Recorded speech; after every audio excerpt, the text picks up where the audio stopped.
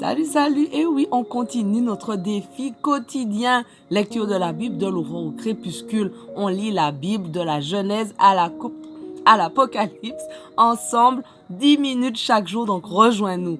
Merci Seigneur parce que encore aujourd'hui, tu nous permets de redécouvrir ta parole. Merci parce que tu nous parles à chacun personnellement et merci de nous aider à comprendre ce passage au nom de Jésus. Amen. Allons, on continue. Deutéronome 28, verset 39. Vous planterez des vignes et vous y travaillerez, mais vous n'en boirez pas le vin et vous n'aurez rien à y récolter car les chenilles auront tout dévoré. Vous posséderez des oliviers sur tout votre territoire, mais vous n'en récolterez même pas assez d'huile pour enduire votre corps, car vos olives seront tombées avant d'être mûres. Vous donnerez naissance à des fils et des filles, mais vous ne les garderez pas avec vous, car ils s'en iront en captivité.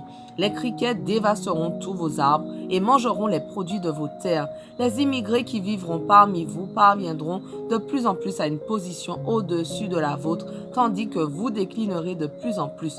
Ce sont eux qui vous prêteront, alors que vous n'aurez plus rien à leur prêter. Ils seront au premier rang et vous au dernier.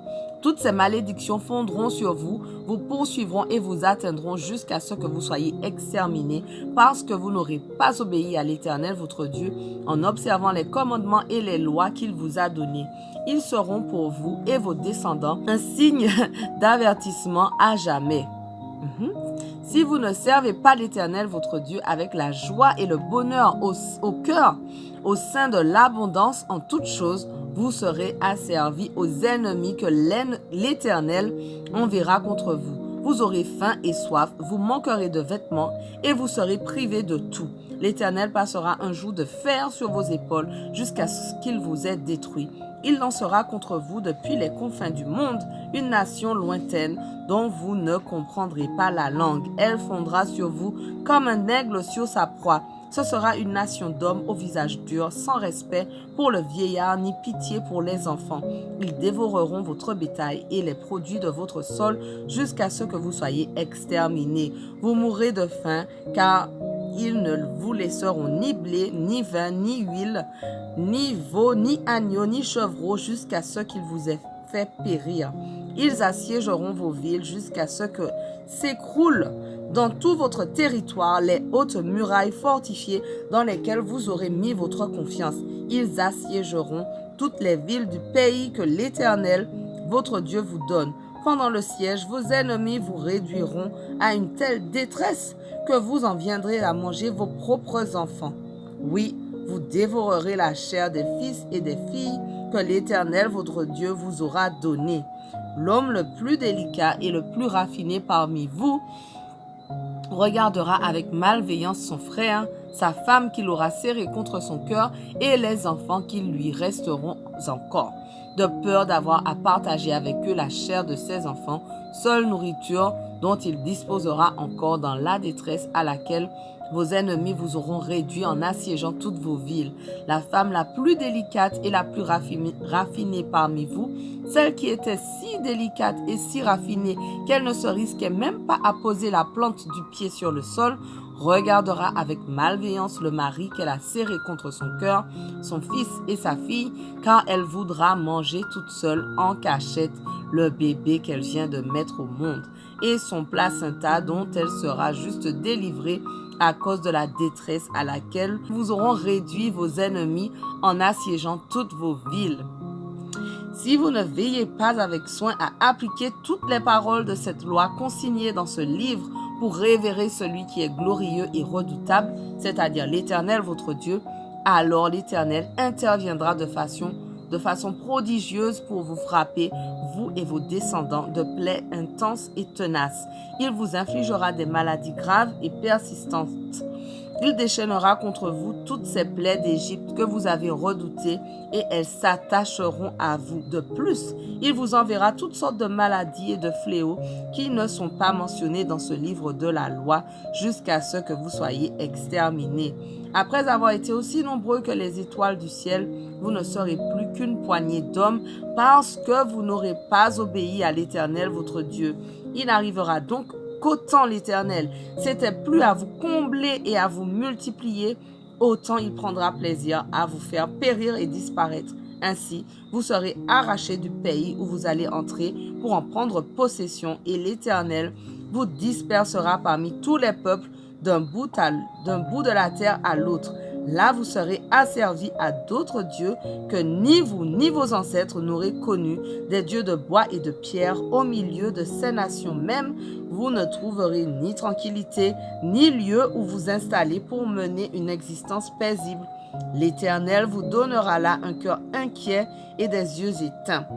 Le découragement vous rongera, votre avenir sera très incertain, vous connaîtrez nuit et jour la peur, vous n'aurez aucune assurance pour votre vie.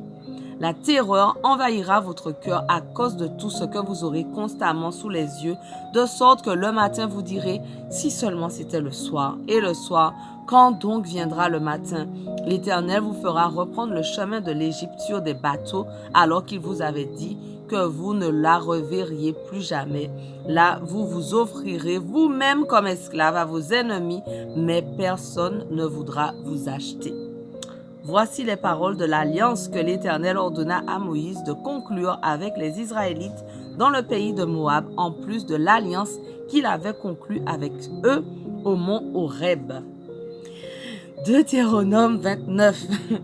Moïse convoqua tous les Israélites et leur dit: vous avez constaté de vos propres yeux tout ce que l'Éternel a fait en Égypte au Pharaon, à tous ses serviteurs et à tout son pays. Vous avez vu quelles grandes épreuves il leur a infligées. Vous avez été témoins des signes miraculeux et des prodiges qu'il a accomplis. Pourtant, jusqu'à ce jour, l'Éternel ne vous a pas donné un cœur capable de comprendre, ni des yeux pour voir ou des oreilles pour entendre. Pendant 40 ans, moi, l'Éternel, je vous ai fait marcher dans le désert. Ni vos vêtements, ni vos sandales ne se sont usés sur vous. Vous n'avez pas eu de pain pour vous nourrir, ni de vin ou de bière pour vous désaltérer, afin que vous reconnaissiez que moi, je suis l'Éternel, votre Dieu. Finalement, vous êtes arrivés jusqu'ici dans cette contrée. Sihon, roi de Heshbon, et Og, roi de Basan, ont marché contre nous et nous ont attaqués, mais nous les avons vaincus. Nous avons conquis leur territoire et nous l'avons donné en possession aux tribus de Ruben et de Gad, ainsi qu'à la demi-tribu de Manassé. Obéissez aux clauses de cette alliance et appliquez-les afin que vous réussissiez dans tout ce que vous entreprendrez. Vous vous présentez aujourd'hui devant l'Éternel votre Dieu, vous tous, chefs de tribus responsables, officiers et tous les hommes d'Israël, vos enfants, vos femmes et les étrangers qui sont parmi vous dans votre camp et qui coupent le bois ou qui puisent de l'eau pour vous sont aussi là. Vous êtes là pour entrer dans l'alliance que l'Éternel votre Dieu veut conclure aujourd'hui avec vous avec imprécation, afin que vous soyez son peuple et qu'il soit lui-même votre Dieu, comme il vous l'a annoncé et comme il l'a promis par serment à vos ancêtres, Abraham, Isaac et Jacob. Ce n'est pas avec vous seuls que je conclus cette alliance avec imprécation. Elle concerne non seulement ceux qui sont ici aujourd'hui avec nous et se tiennent devant l'Éternel notre Dieu, mais aussi tous ceux qui ne sont pas encore là. Vous savez comment nous avons vécu en Égypte et comment nous avons traversé le territoire des nations chez qui vous êtes passés. Vous avez vu quelles idoles abominables de bois, de pierre, d'argent ou d'or ces peuples adorent. Qu'il n'y ait donc parmi vous personne, ni homme, ni femme, ni famille, ni tribu, dont le cœur se détourne dès aujourd'hui de l'Éternel notre Dieu pour aller rendre un culte au Dieu de ces nations. Craignez qu'il n'y ait parmi vous une racine d'où naîtraient des plantes aux fruits vénéneux et amers. Qu'il n'y ait personne parmi vous qui se félicite en lui-même après avoir entendu ces imprécations et qui se dise « Tout ira bien pour moi si je suis les penchants de mon cœur, car le coupable entraînerait l'innocent dans sa ruine.